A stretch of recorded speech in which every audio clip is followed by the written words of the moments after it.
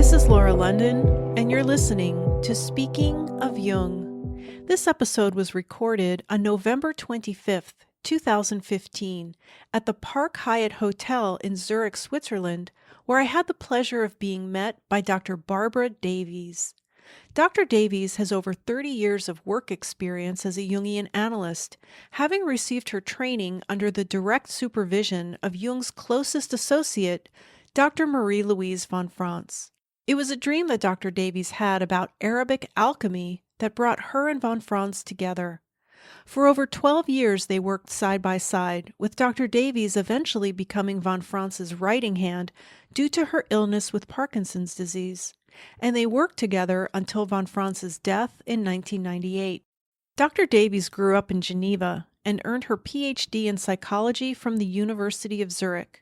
She is a member of the Federation of Swiss Psychologists, as well as the Swiss Association for Child and Adolescent Psychology.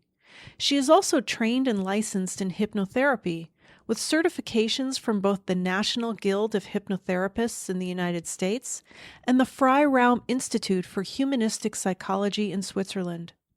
Along with a private practice in Zurich, Dr. Davies conducts seminars in Jungian psychology throughout Switzerland, France, Sweden, Spain, and Australia. Her seminars include an introduction to fairy tale interpretation, getting to know the I Ching, the Chinese Book of Changes, the symbol of the mirror in depth psychology, an introduction to the interpretation of dreams, and an introduction to alchemy, a central area in understanding the thought of C.G. Jung. Dr. Davies wanted to begin our conversation with typology because I had asked her, why do people clash? If you ask me, why do people clash so quickly? Why do we clash with some people and why do we get along with others right away? Well, that has to do with typology, right? And that's jumping into the center of Jungian psychology. Yes. And usually when I start giving seminars or when I start with people in analysis, I very often start with typology because that's something which is easy or relatively, let's say, relatively easy. And so, as you know, there are 4 types, right? There is the thinking type, the opposite is the feeling type, there's the intuitive, and then there's the sensation. These are the 4 types, and then you have an introverted and an extroverted type, right? And that's usually what you meet. Now, if you are, let's say, if you are a feeling type, you'll be if you meet a thinking type, you'll be very different. Right? Yes. Although both types are rational types, or you can call them rational types. And so if the thinking type meets an intuitive, right? Intuitive have that are very special in the sense that they very often don't see what's right in front of them, but they see around the corner. Yes. Right? Or they see ahead. Very often ahead. It means it's very hazy very often, right? They're not very straightforward. And when they talk or when they give a lecture, they have a tendency to jump. And between jumps, there are always thoughts, right? And if you're an intuitive, you know exactly where you are. You understand these jumps. But a thinking type gets very annoyed because there is a gap between the thoughts, because for an intuitive it goes very quickly, and usually he can't as quick as he thinks intuitively. Yes. Right? And therefore there's a gap. And so the thinking type will get annoyed because he wants that he wants clarity. And the intuitive gets annoyed because the thinking type doesn't understand. Right? So they clash. Right? And I mean, this is very normal. It's very normal. Very normal. Very normal. And in analysis, you have to be careful, right? You have to be careful that you don't do that, because otherwise your analysand will not follow. So what happens when an analyst and an analysand are different types? Oh, that's very often the case. Sure. First of all, it makes it more interesting. Yeah. More interesting because then there is tension.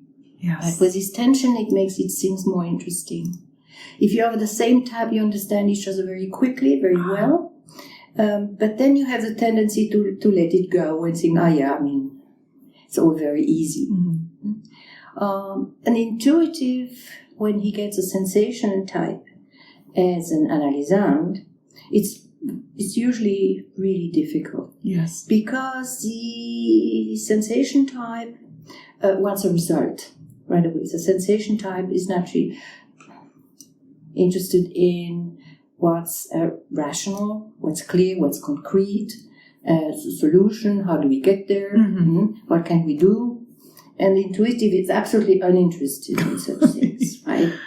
Yeah. Absolutely. I mean, the names, numbers, things which are concrete and rational for an intuitive are details, unimportant details. Unimportant, right. They know it's there, everybody has an age, everybody has a name, mountains have names, right? Right. But in fact, that's a detail, right? Yeah. It's basically not at all important. And so there can be some moments of being annoyed, right, for a sensation type. Because with a sensation type, it's important to know the name, what the person exactly does, and where are we going, right?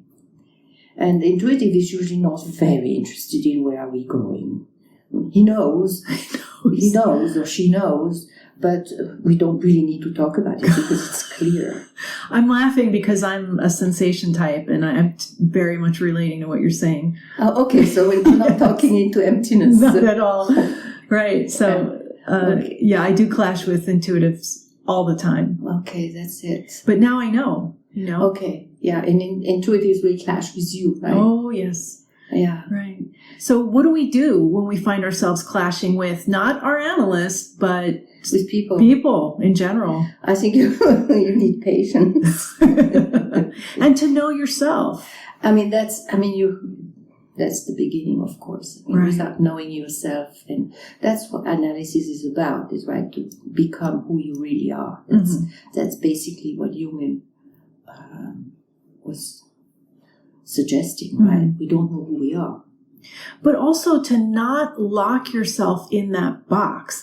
I'm a sensation type. That's it. That's not true. No. I'm all of those things. Of course, you are all of them because you have first and second and third functions, right? It's just the fourth function is extremely unconscious, and it will stay that way. Yes. But it doesn't mean that an intuitive has no sensation. It's just not so handy. It's not handy. It's not there whenever you want it, right?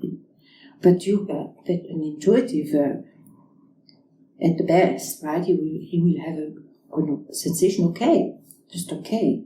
But it's difficult. He will prefer to delegate the stuff, right? To someone else. Right? And it's exactly what the intuitive shouldn't do. It's to delegate it, because in the fourth function, let's say, so in sensation, he's extremely authentic. He cannot pretend something. And so when you say fourth function, is another name for that the inferior function? Exactly. Okay. Well, you know your stuff very well. Yes, that's the inferior function. The inferior function is, I find, extremely important. Extremely important to know. Okay. Yeah. That's where you need the patience. With yourself. Yeah. And intuitive that's usually a very difficult time with matter altogether. Right. Because matter is supposed to behave as you want. Right? Yes. And it just mainly, most of the time, just doesn't. It doesn't. It just doesn't, right? And the intuitive gets extremely annoyed.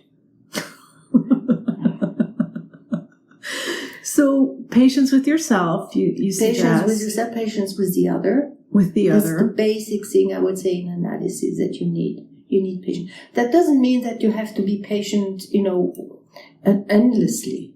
Okay. There are also times where you have to say that's enough. Yeah.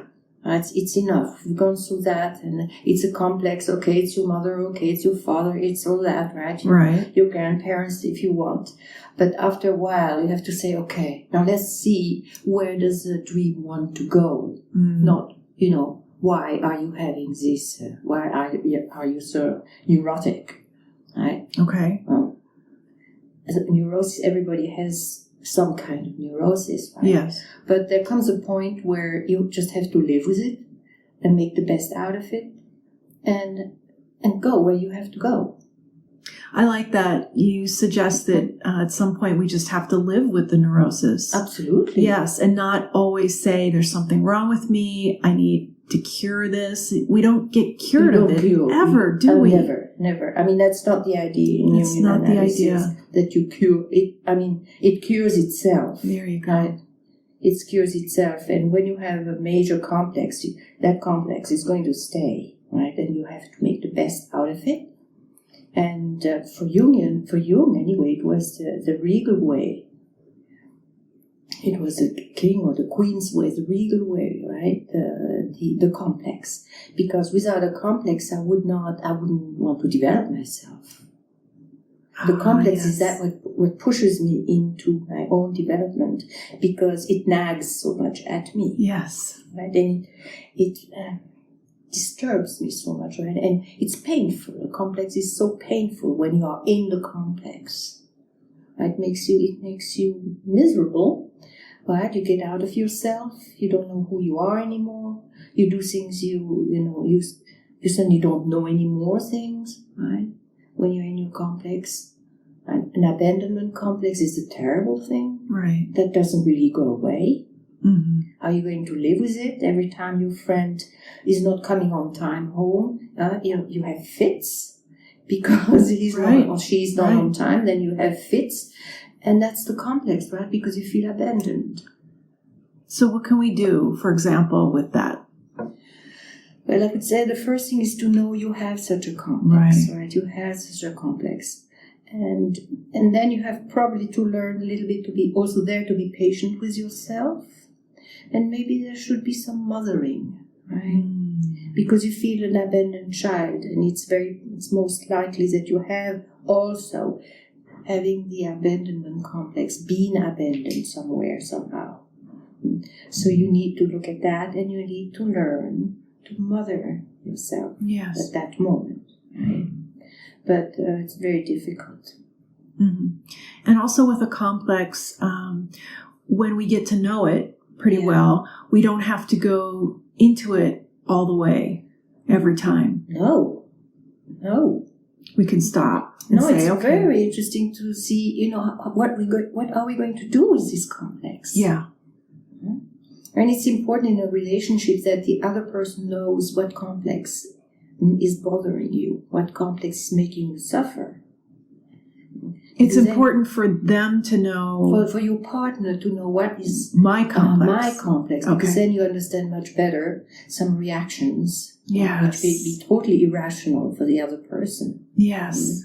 Or exaggerated, Or they think it's directed at them. Absolutely. When it's really about me. It's really true. Yeah, that's true. Right. And so that makes things also easier because you react intensely, right, in the complex. Oh, yeah. Extremely, extremely intensely.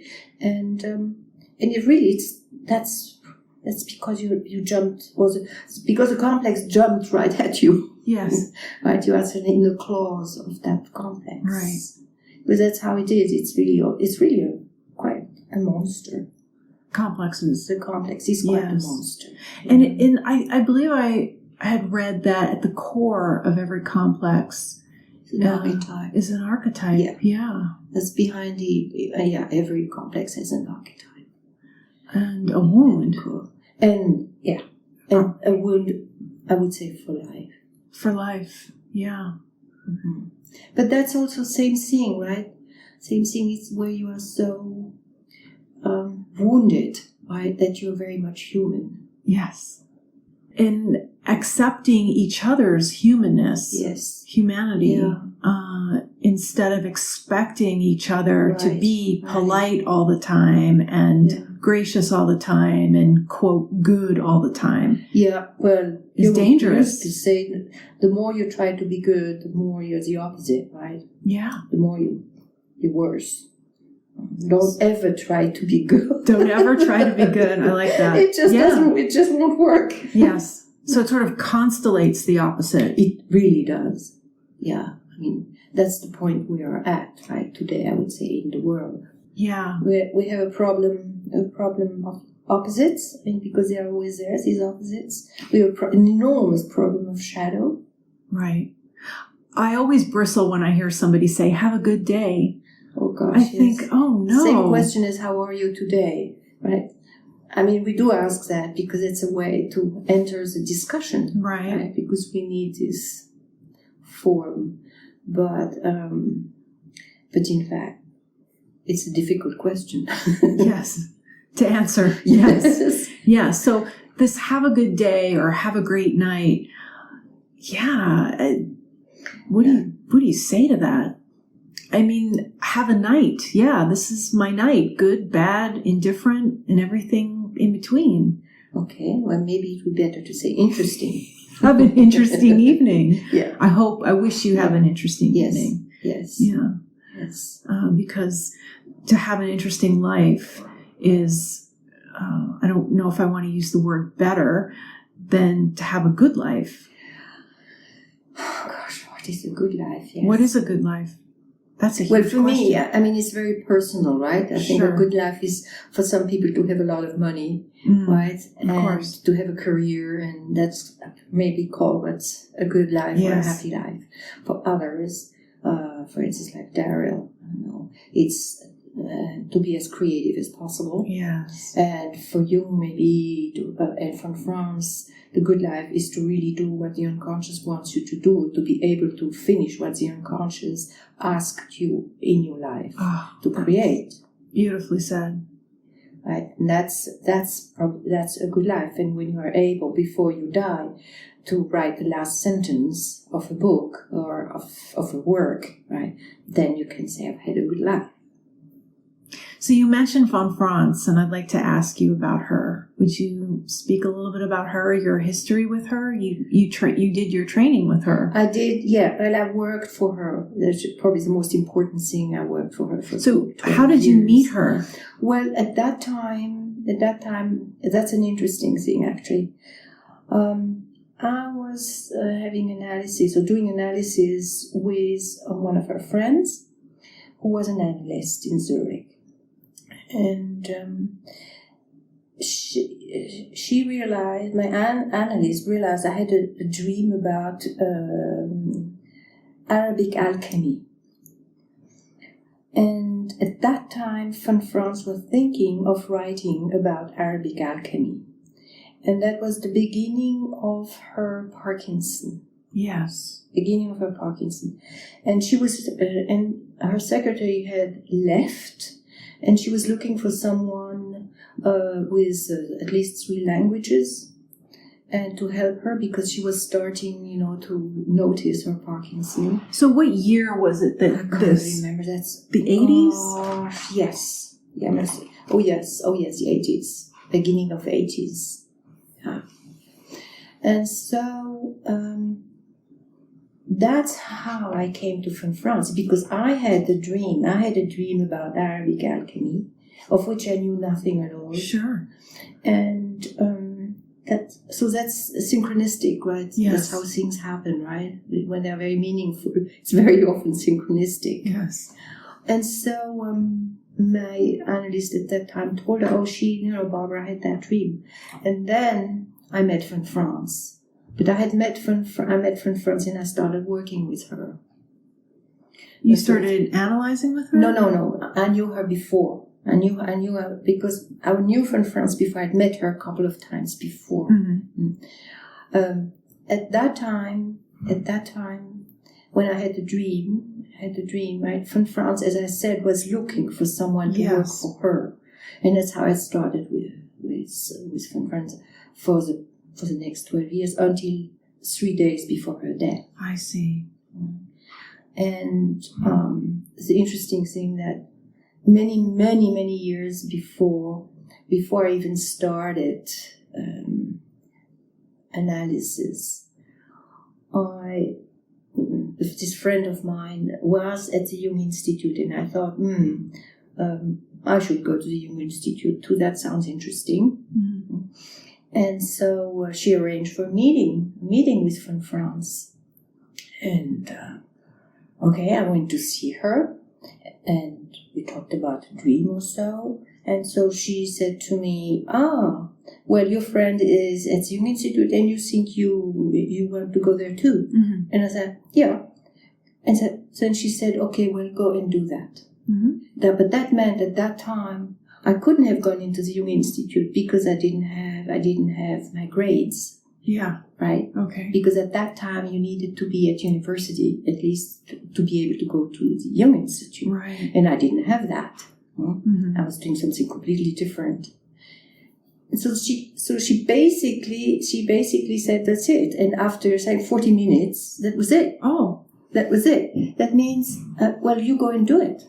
At end of the story. Okay. End of the story. And that, I was extremely shocked. Yeah. It was also November, like a bit today. Right. It was cold, it was rainy, it was grey.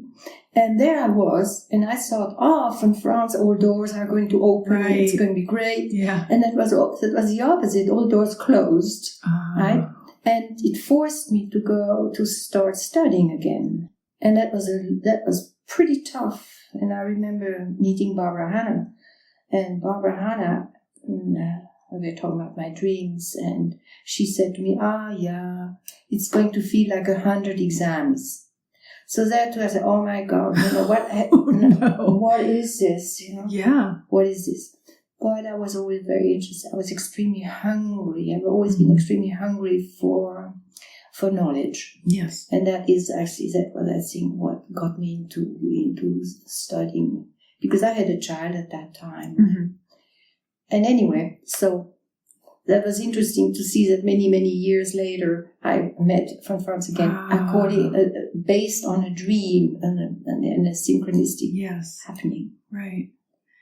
And then you work for her. And then I worked for her, yes. And we worked on that. We started working on that book, on Arabic Alchemy, which came out. It's actually in English. It's about Ibn Umayl, who was a great Ibn Umayl. He's a great alchemist, Shiite alchemist in the 9th century. Yes. So you are a Jungian analyst. I'm a Jungian analyst since, I don't know. Since when? Since about 30 years or so. 30 years. And I was already beginning. I was already practicing when I met again von Franz.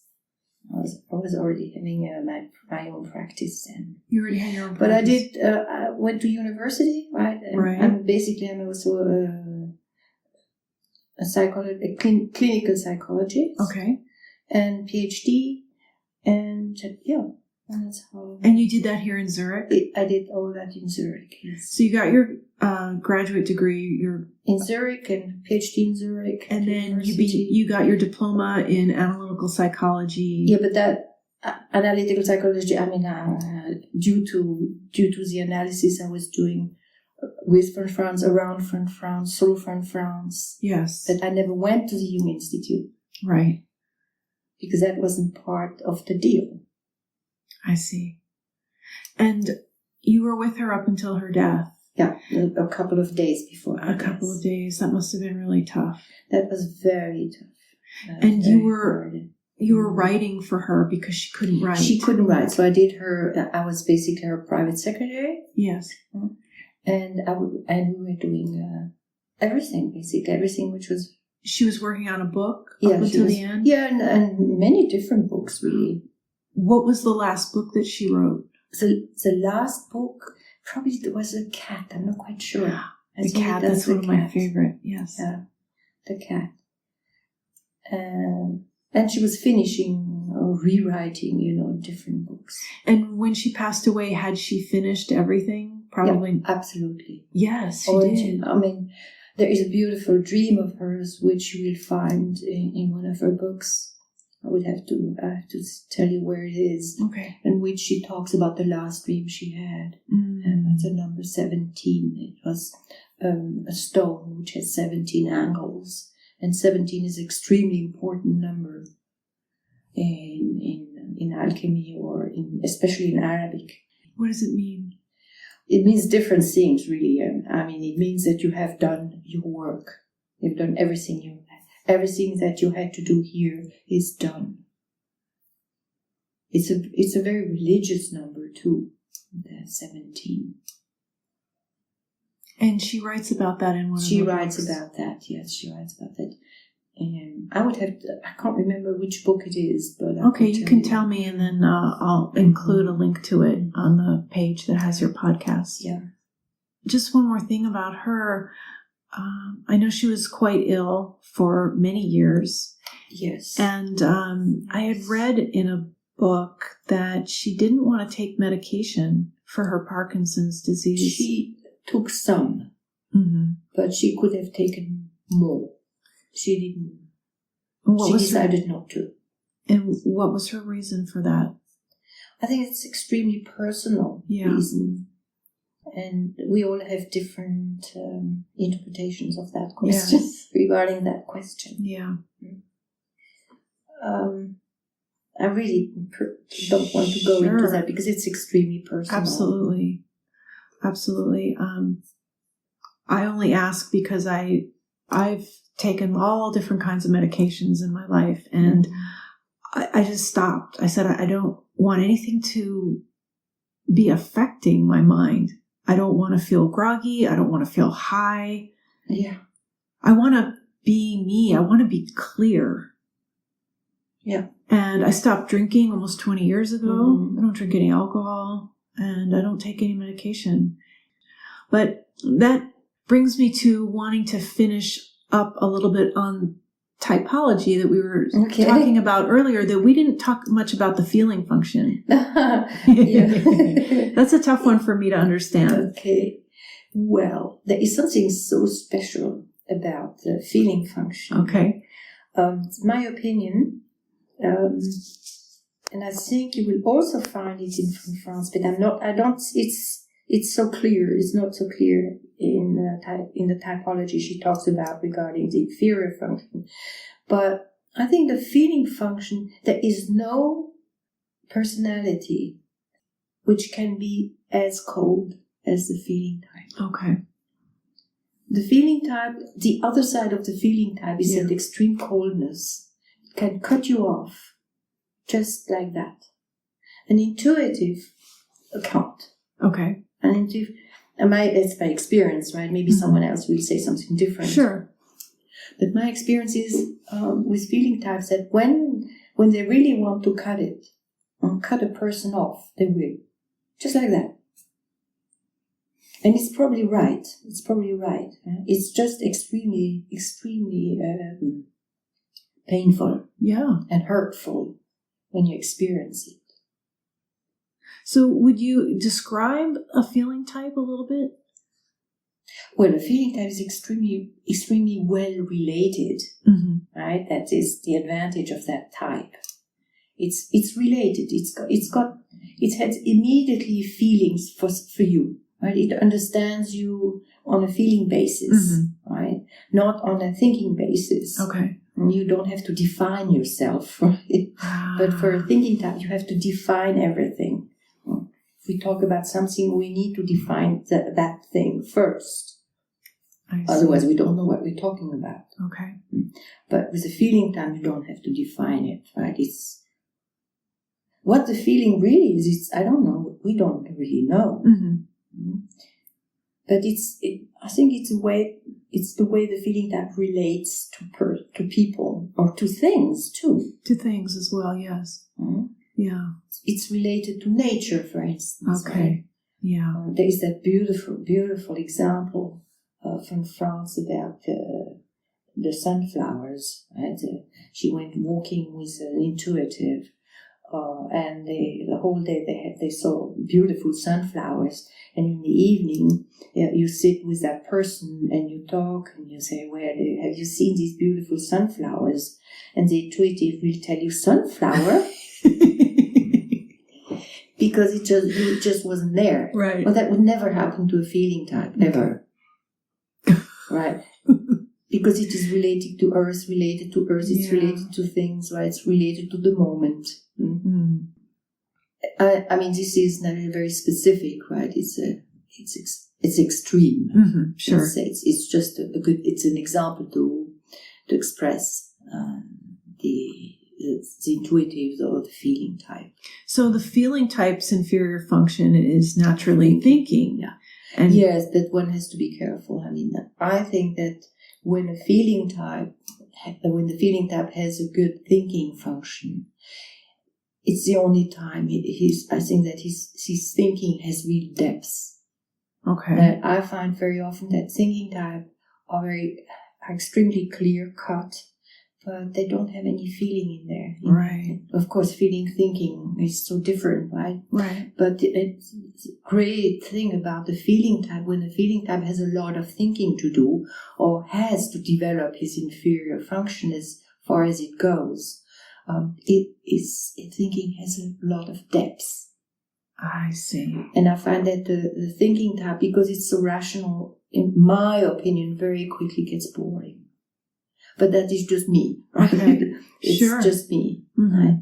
The thinking type knows a lot of things, but it can get boring, because it's just knowledge in itself. Right. If you're not related to it in a way, is boring.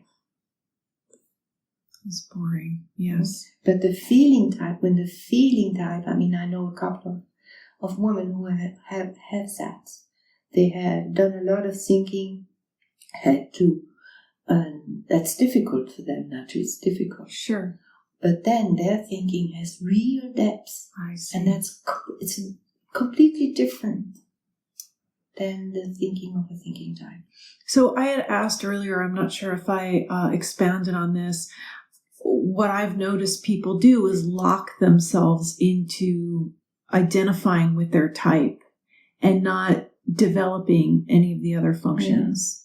Well, so either you have to develop it because nature forces you into another function, or, I mean, because your parents, for instance, want you to be somebody, like they want you to be a thinking type. Maybe father and mother are both at university, and they think their little kid is going to have to be a professor of some kind. Right. And then they force the child to be a thinking type.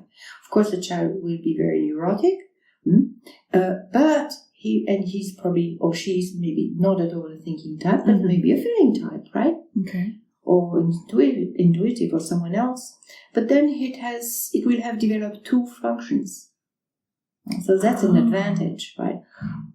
But later on, I'm sure later on that person will find out that he's not that type. He's in fact quite another type. Right? Yes. And that will be a tremendous release. And he will feel very freed if he had to be a thinking type when he's actually a feeling type. That would be a fantastic release.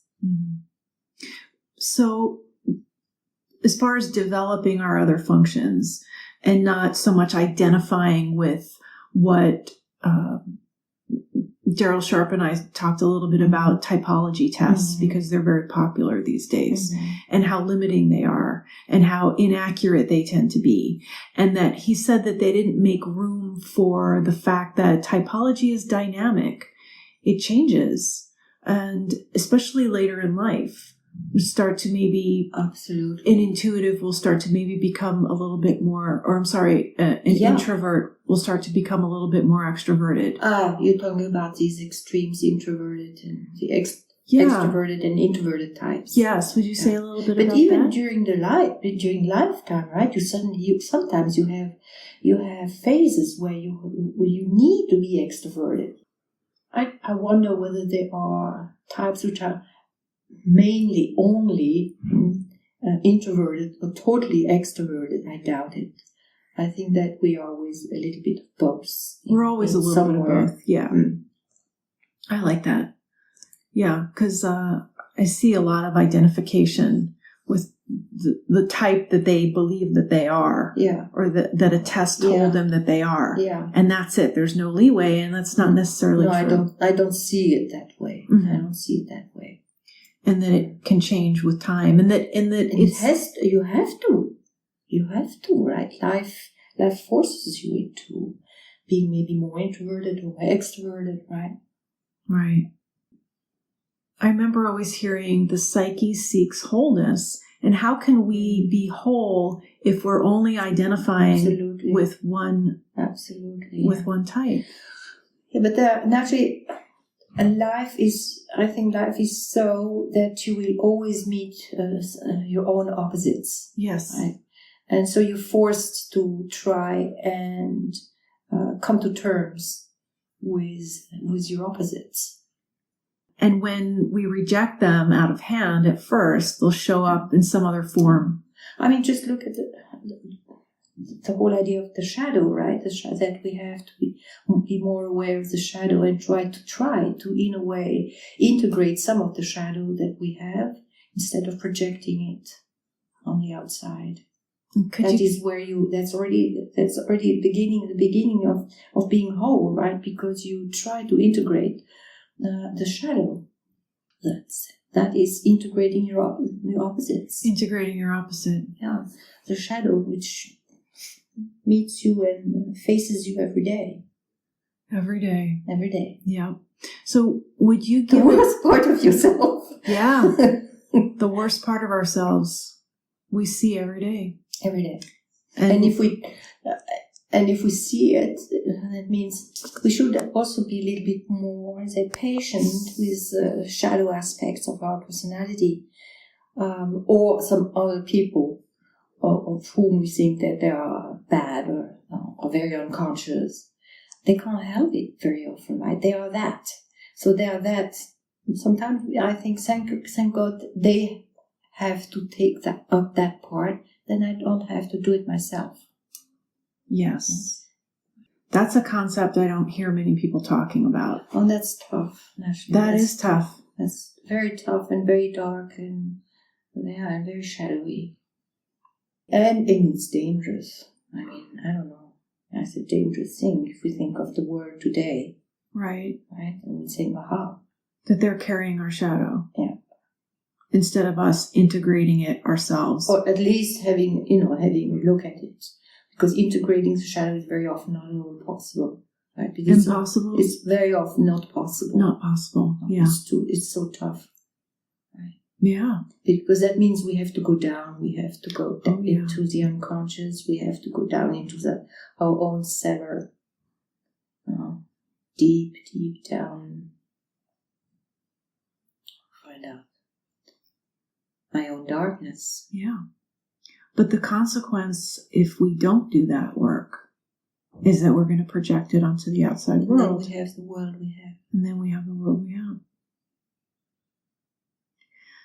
So what would you say, how can Jungian psychology help the state of the world today? What a big question. That's a huge question. What a big question. Of course, I don't know. I really don't know. But I think the only work we have to do is the individual work. Mm-hmm. It's the way we can help. Because Jung said that really the world hangs on one thread. Yes. And that thread is the psyche. The psyche. Yeah. And so we're responsible for that. We're responsible. Because that thread doesn't get cut. Yeah. I personally believe that it's my job to work on myself. I get in trouble when I expect or I want others to take it upon themselves to work on themselves, because most people don't. But for me, all I can do is worry about myself, and in that way... Isn't that enough? Oh, right. I'm saying that that's my decision. Yeah. That's my choice. That's the way I see the world. Yes. That it's my responsibility to keep my own side of the street clean. Try it. To try to. Thank you. Every time I talk to an analyst, they remind me, because I tend to think and talk in black and white terms, to try to keep my side of the street clean. God knows it's not always very clean. No. But to have that awareness, to walk around with that. Yes. Yeah. Yes. That helps. I think that work that we do in analysis, it helps the world not to go banana, if it's not already quite banana. When we are working on our level of consciousness and taking responsibility for ourselves out in the world. Ourselves, our relationships, right? And our relationships. Look, it's already there. Daily work is in relationship. I mean, can be so painful. Yes. To work on the relationship. So painful. I mean, I see so many relationships that are so difficult. And to stay in a relationship when it's difficult is quite an achievement. Sure. Or to leave the relationship is also an achievement in some cases. Okay. It's interesting.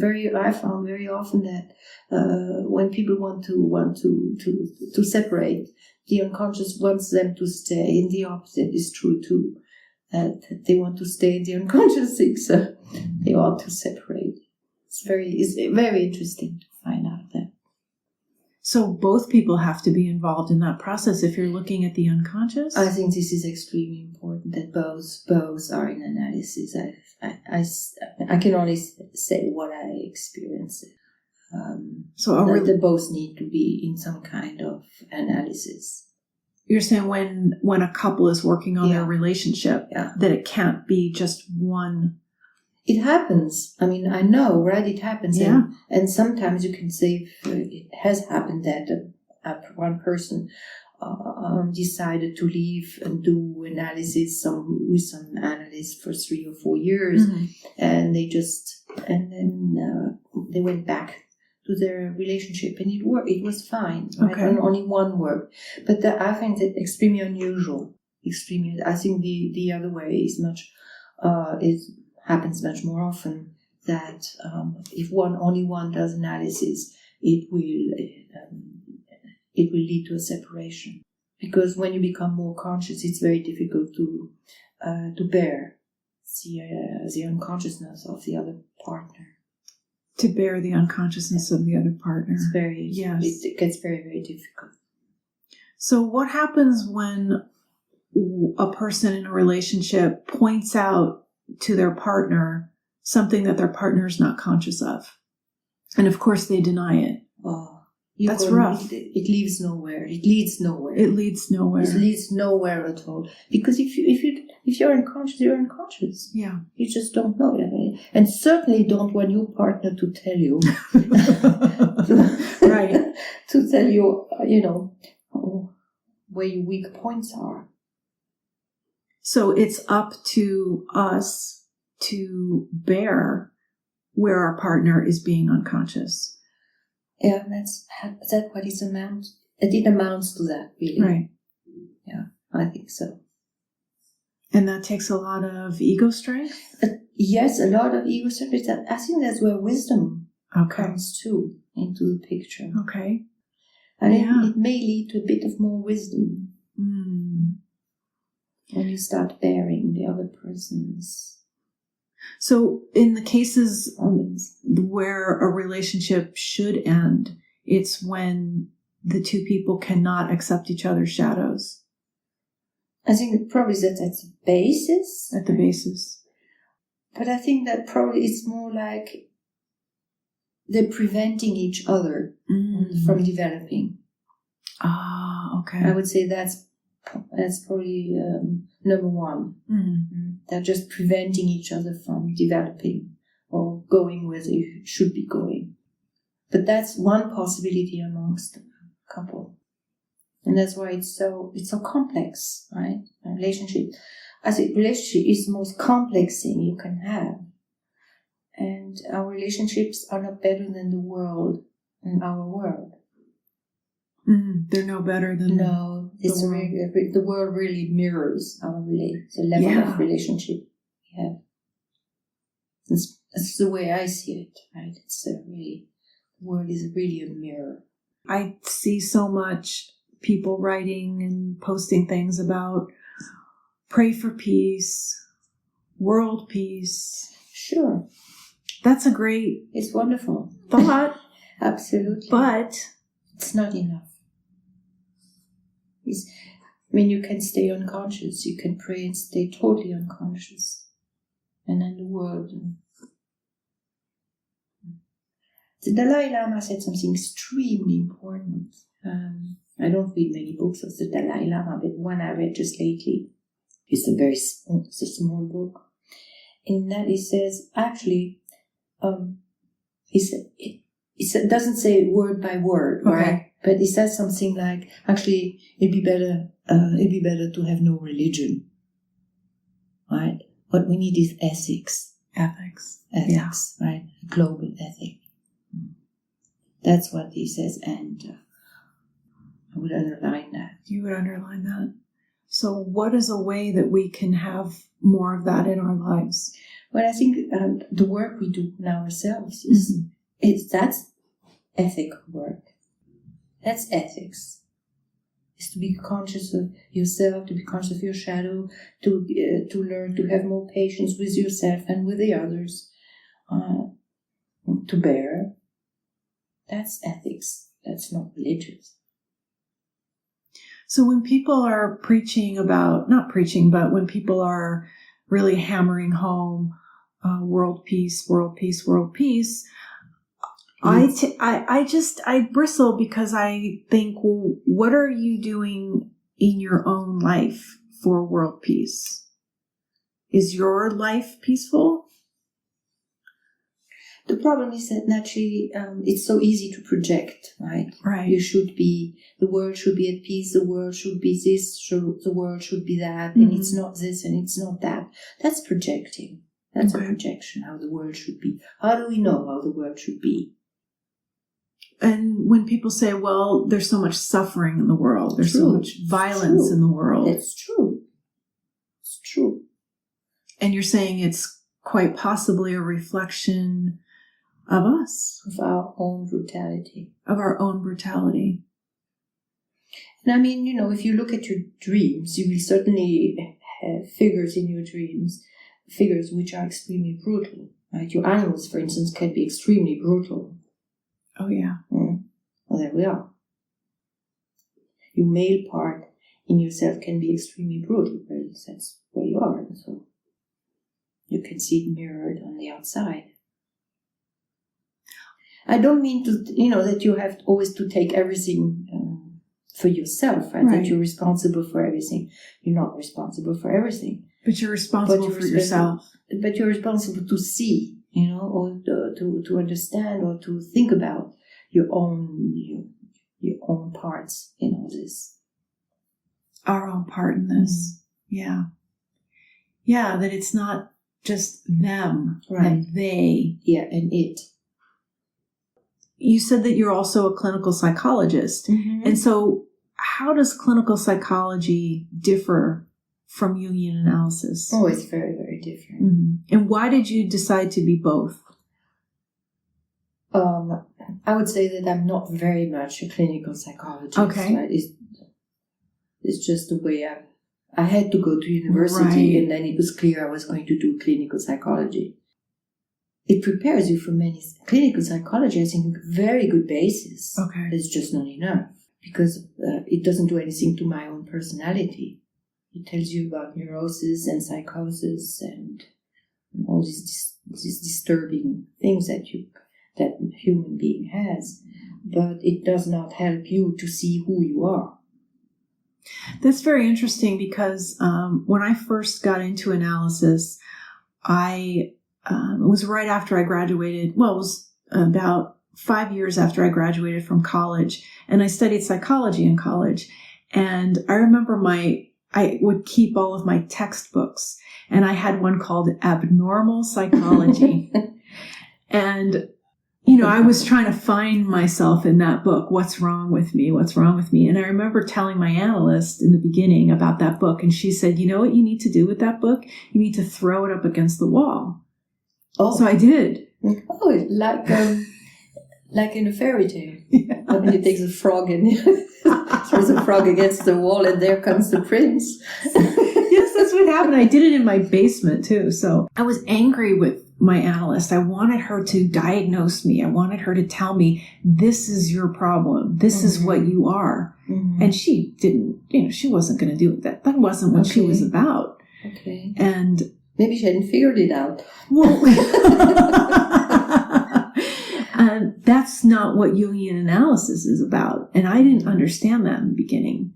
And that was very helpful for me because it wasn't about that. It wasn't about pathologizing my behavior, my my humanness. Exactly. And that's what clinical psychology isn't. Clinical psychology wants to pathologize everything, and it has to. It has to. You have to learn. I think we have, when we go through that study, right, we have all these problems. We are all these pathologies at one time or another. All of us, right? Schizophrenic. You have, we are all of it. Yeah. At some time during our studies. Sure. And you suddenly think, that's me. And the pharmaceutical industry wants to create a pill, a medication for all of this. There's even a medication you can take because your eyelashes aren't thick enough. That's real. And it has this whole long list of side effects. Yeah. So now we're not good enough because our eyelashes aren't thick. Right, we're never good enough. No. Yeah. So that's clinical. That, ladies and gentlemen, is the difference between clinical psychology and Jungian analysis. Eyelashes. The end. So it wasn't enough, and you explored Jung. No, I knew that because I knew when I was 12. I remember reading, I think, a book or something, and I knew I want to be a psychiatrist. And I was 12. I knew that. And but naturally, I didn't really know what a psychiatrist does. Sure. Right? I just knew that's what I'm going to be. And I probably forgot in the meantime, right? Because all these things that you do when you're young and you start developing in your life. I remember when I got into university, which was later. I didn't do university when I was young. I did it a bit later. I remember, I want to study physics and maths. That's what I was interested in. And so I did that for 5 semesters. And I found it extremely interesting, but I wasn't good enough, really. I wasn't good enough to do something with it in life, in real life afterwards. It would have been just theoretical. And so when I realized that I was going nowhere with this wonderful fantasy of doing theoretical physics, then I realized, now you stop losing your time and you go to psychology. Right. And then I did. And then it went very rapidly, one thing after another. But as you see, things don't go in a straight line. But they tell you that it does. Not at all. I don't think anything goes in a straight line. Right. And if you look at modern physics, you have loops, right? The latest quantum physics, if I'm right. The latest thing are the loops. Quantum loops? Yeah. So there you go. We loop. And our life goes in loops. These vibrating membranes. Interesting. That's the way I see it. We certainly go like snakes. The woman anyway. Woman doesn't go straight. She cannot. It's too boring.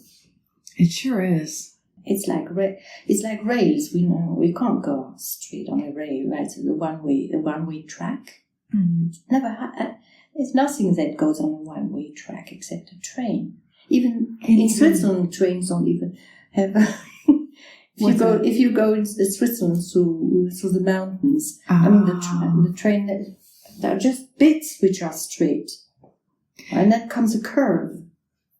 That's interesting that you mentioned that because I'm here in Zurich and I'm staying at this beautiful hotel, and whenever I stay at a hotel, I feel like I'm a very difficult guest. Oh, I because understand that. I need things. I need extra towels. There's a gorgeous Nespresso machine here with the capsules and the creamers. I need more creamer.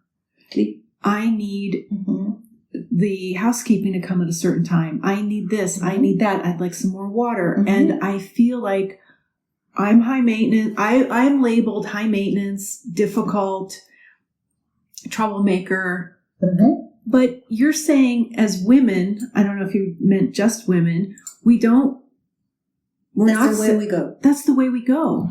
That's exactly the way we go. But I am labeled these things. Now I'm pounding on the desk. I am labeled these things. And so why is it not more known or acceptable that we're complex and we're complex creatures and we don't Absolutely move in straight lines? And No. So, I don't think men go in straight lines either. Right. So the label of being needy or high maintenance. Or hysterical?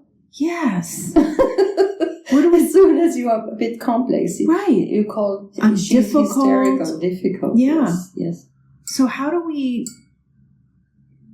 learn to embrace that in each other? I think as you do. Exactly as you do. You want more cream, you want more this, you want more that. And you get it. And not in an angry way. Right, and you get it. And you get it. And you allow yourself to be so. And their reaction to me is my own stuff projecting onto them. Yeah. That I feel that I'm This and that. difficult. Yes. Yes. Yeah. So there's an example for you all. Yeah. So you're not right. Yeah. You're not the way you should be. Yeah. That's how it goes inside you, right? Right. Thank you for that. I appreciate it. You're welcome. I'll pay you at the end of the analytic hour. Okay. Okay. I'd like to thank Dr. Davies for her kindness and for her deep generosity. And a special thank you to Frith Luton and Daryl Sharp for introducing us. While I was in Zurich, I had the honor of visiting the gravesite that Dr. von Franz shares with Barbara Hanna. You can see photos in a blog post on our website, speakingofjung.com. There you'll also find links to all of the books that were mentioned in this episode, including some free excerpts. On the website, you'll also find all of the previous episodes of this podcast, which are available to listen to or to download for free.